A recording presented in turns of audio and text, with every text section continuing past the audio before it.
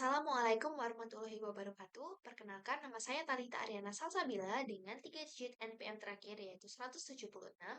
Jadi di sini saya akan presentasikan tentang hasil diskusi kelompok saya mengenai normalisasi basis data. Baik, kita langsung aja ke PowerPoint-nya. Oke, lanjut.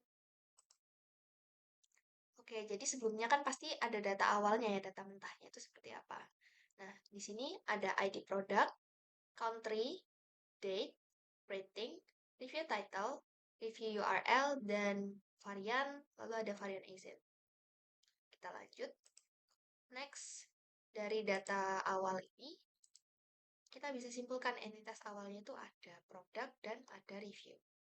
Dan di dalam entitas produk, itu ada 3 atribut. Ada ID produk, varian, dan varian ASIN. Lalu di sini ada review, entitas review dengan atribut negara, tanggal, judul review, URL review, dan rating. Lanjut. Nah, selanjutnya saya menambahkan data-data dummy ya di sini. Jadi ya, ini data aslinya. Di sini ada produk ya. Ini sebenarnya saya menambahkan nama produk, namun sepertinya saya salah screenshot, jadi nggak apa-apa lah ya. Nggak apa-apa, pokoknya nanti itu bakal ada nama produk di sini. Buat review ini tetap sama ya. Paling saya tambahin ID review aja. Lalu di sini ada data pelanggan.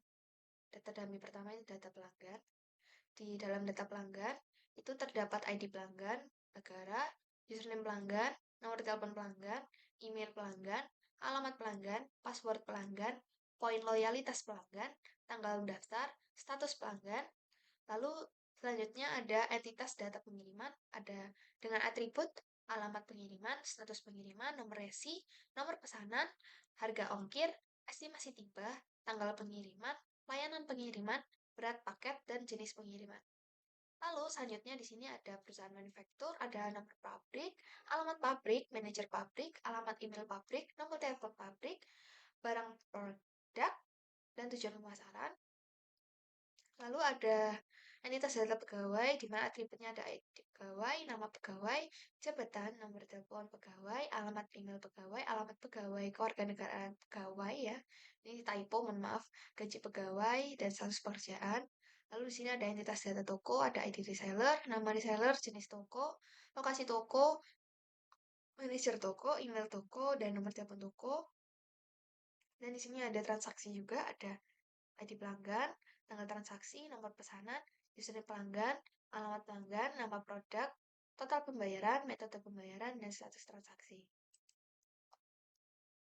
Lalu selanjutnya di sini ada perbaikan tabel dan 5 data. Kita lanjut ke analisa normalisasi tabel.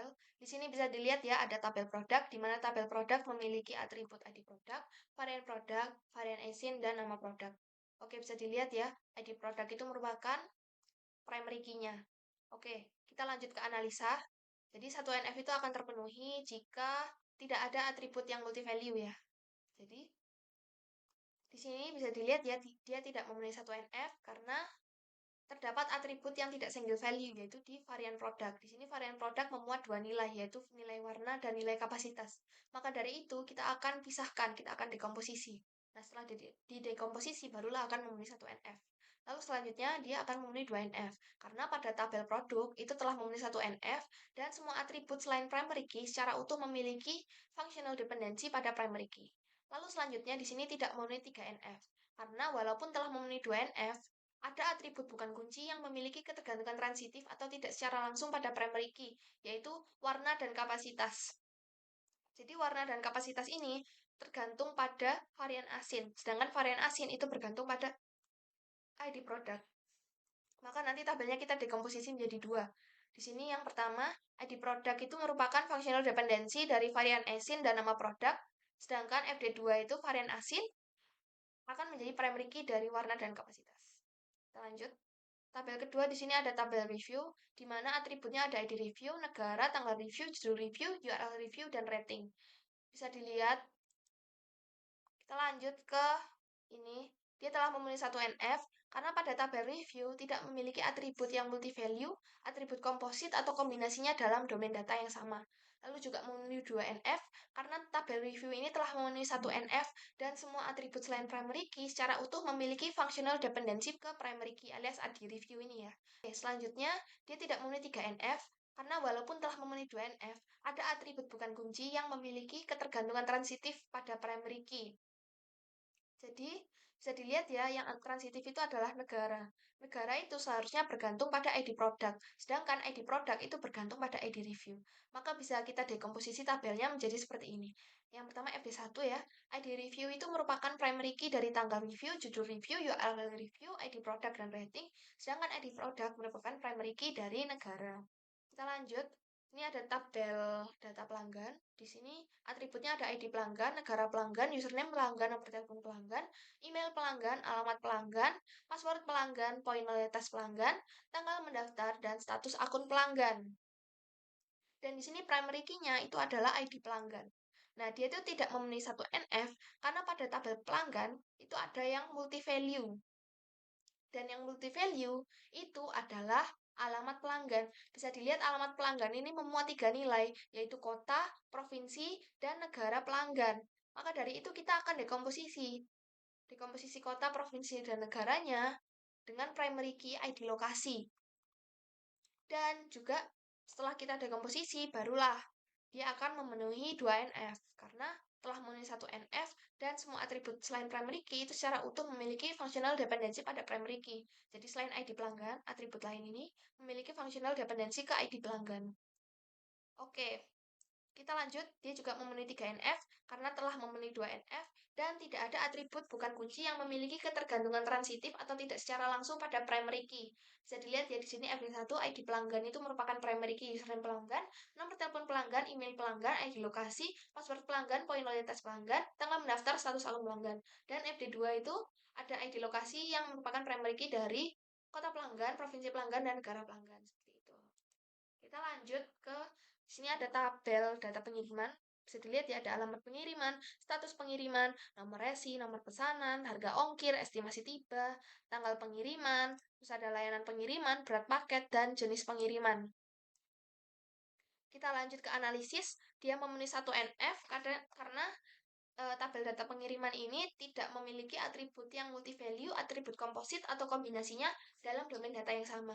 Lalu ini memenuhi 2NF karena pada tabel pengiriman telah memenuhi 1NF dan semua atribut selain primary key, selain ini ya, nomor resi ya. Di sini primary key nomor resi karena menurut saya kalau konteks pengiriman itu nomor resi lebih masuk akal menjadi primary key daripada nomor pesanan, walaupun nomor pesanan itu juga unik ya.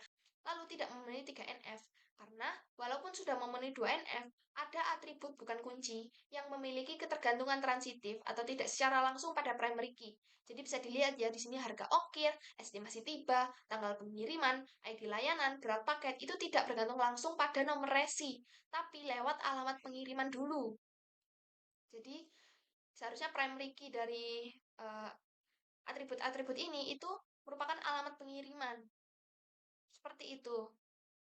Dan ID layanan itu juga akan kita dekomposisi ya, atau kita pisahkan ke tabel sendiri, karena informasi seperti jenis pengiriman, nama layanan, itu tidak bergantung pada nomor resi, tapi bergantung pada ID layanan. Bisa dilihat ya di sini FD1 nomor resi merupakan primary key dari status pengiriman, nomor pesanan, alamat pengiriman, harga ongkir, estimasi tiba, tanggal pengiriman, ID layanan, dan berpaket.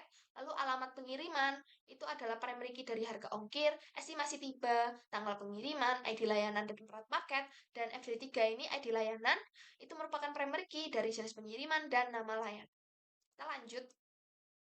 Di sini ada tabel perusahaan manufaktur. Di sini bisa dilihat ya ada nomor pabrik, alamat pabrik, manajer pabrik, alamat email pabrik, nomor telepon pabrik, barang produk, dan di sini ada juga tujuan pemasaran. Tujuan pemasaran. Oke, kita lanjut. Ya, primary key-nya adalah nomor pabrik ya, karena bisa dilihat yang paling unik adalah nomor pabrik. Oke, kita lanjut ke analisis. Dia memenuhi 1NF karena di tabel perusahaan manufaktur ini tidak ada atribut yang bernilai banyak atau multi value, atribut komposit, atau kombinasinya dalam domain data yang sama. Dan dia juga memenuhi 2NF karena pada tabel perusahaan manufaktur ini telah memenuhi 1NF dan semua atribut selain primary key secara utuh memiliki functional dependency pada primary key. Oke, mohon maaf ini tadi salah ketik ya.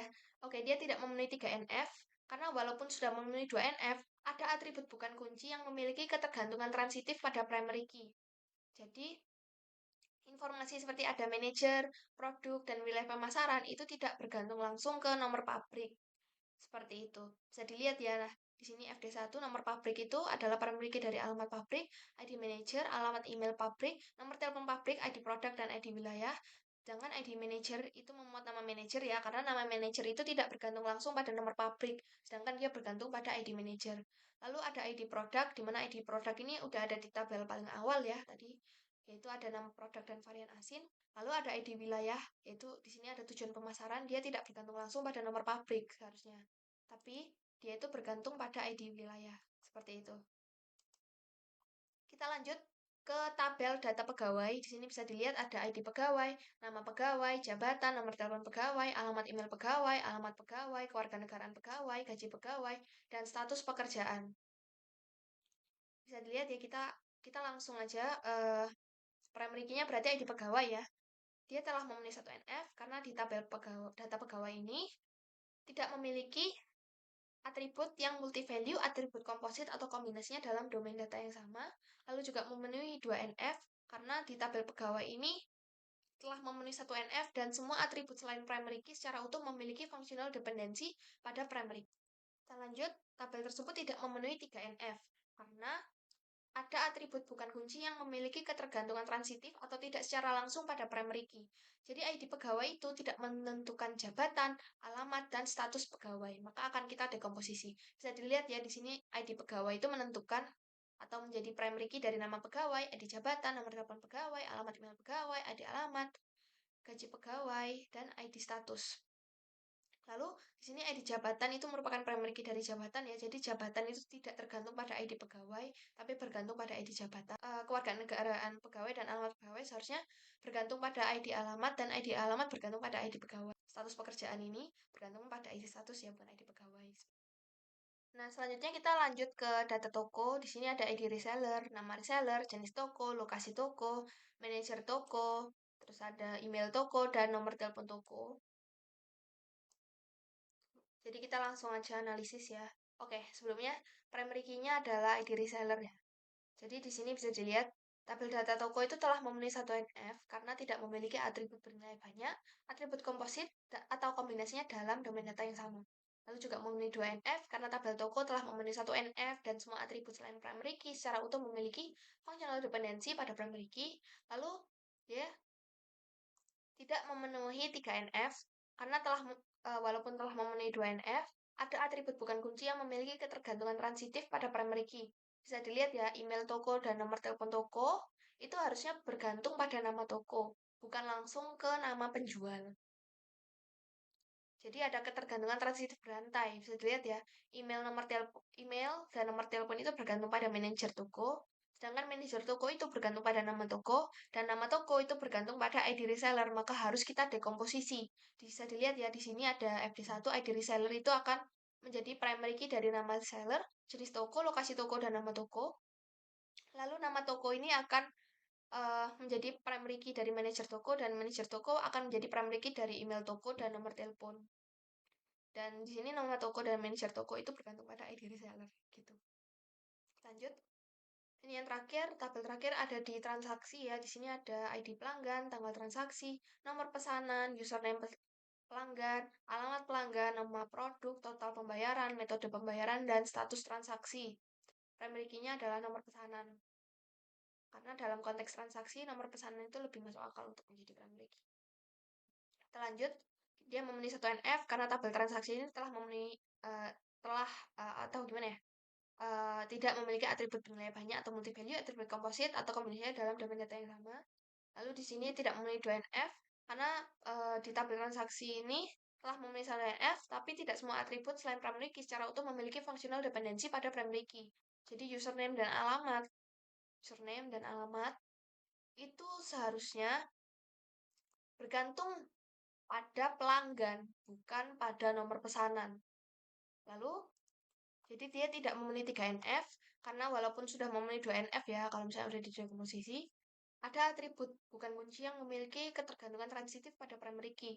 Jadi kolom seperti alamat dan total pembayaran itu tidak bergantung langsung pada nomor pesanan. Toko dan nomor telepon itu bergantung pada manajer toko, alamat bergantung pada username, sedangkan username bergantung pada nomor pesanan posisi. Nah, kita lanjut ke hasil normalisasinya. Ini sebenarnya ada di sini juga ya, cuma seperti biasa ini sangat kecil ya. Jadi daripada nggak kelihatan, mendingan saya langsung aja ke spreadsheetnya. Oke, kita lanjut ke normalisasi ya.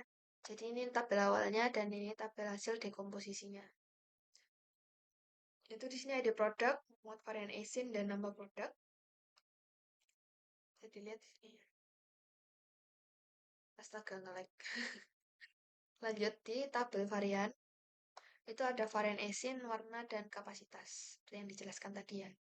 Lalu di sini ada tabel review. Tabel review ini saya dekomposisi menjadi dua tabel. Pertama itu ID review, itu mencakup tanggal review, judul review, URL review, ID produk, dan rating. Lalu ID produk itu mencakup negara. Lalu selanjutnya di sini ada data pelanggan. Ada ya, hasil dekomposisinya yaitu di sini pertama ada ID ada tabel pelanggan ya. Ini belum diganti, kenapa ini? Saya nggak tahu juga. Oke, jadi ID pelanggan itu mencakup ini primary-nya mencakup username pelanggan, nomor telepon pelanggan, email pelanggan, ID lokasi, password pelanggan, poin loyalitas pelanggan, tanggal mendaftar, dan status akun pelanggan. Lalu di sini ada ID lokasi. ID lokasi ini mencakup kota pelanggan, provinsi pelanggan, dan negara pelanggan. Kita lanjut ke tabel data pengiriman. Di sini saya dekomposisi menjadi dua tabel, yaitu ada layanan dan pengiriman. Jadi di sini ada ID layanan, jenis pengiriman, dan nama layanan. Mencakup jenis pengiriman dan nama layanan. Lalu nomor resi ini mencakup status pengiriman, nomor pesanan, alamat pengiriman, harga ongkir, estimasi tiba, tanggal pengiriman, ID layanan. Lalu ada berat paket, seperti itu. Selanjutnya di sini ada perusahaan manufaktur. Ini dekomposisi menjadi tiga ya. Pertama ini ada nomor pabrik, itu mencakup alamat pabrik, ID manager, alamat email pabrik, nomor telepon pabrik, ID produk, dan ID wilayah. Dan ID manager ini ada nama manager, dan ID wilayah ada di tujuan pemasaran. Lalu ID produk, itu seperti yang di atas ya. ID produk. Itu mohon maaf ya, datanya mungkin agak salah karena belum diganti juga. Seharusnya ID produk yang ini.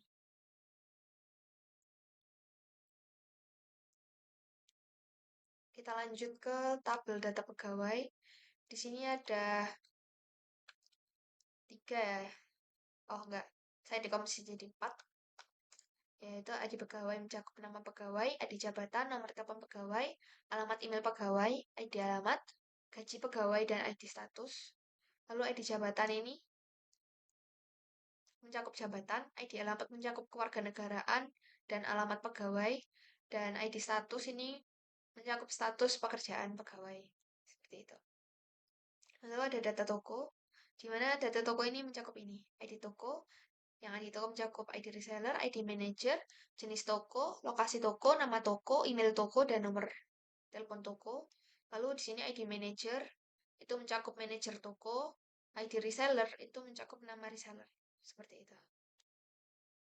Kita lanjut ke transaksi ya, ini tabel terakhir.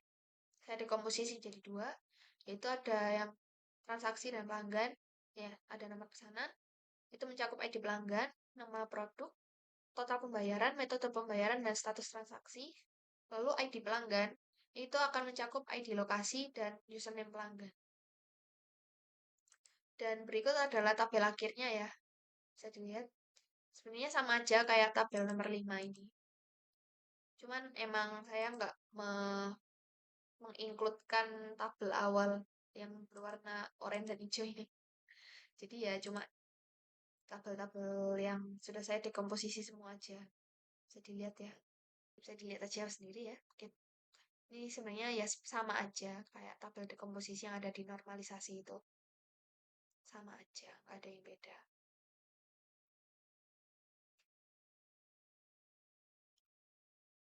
Oke, seperti ini. Mungkin mohon maaf apabila masih ada kesalahan di tabel atau kesalahan penjelasan. namun saya hanya menjelaskan pemahaman saya aja. Mohon maaf jika ada salah kata. Terima kasih. Assalamualaikum warahmatullahi wabarakatuh.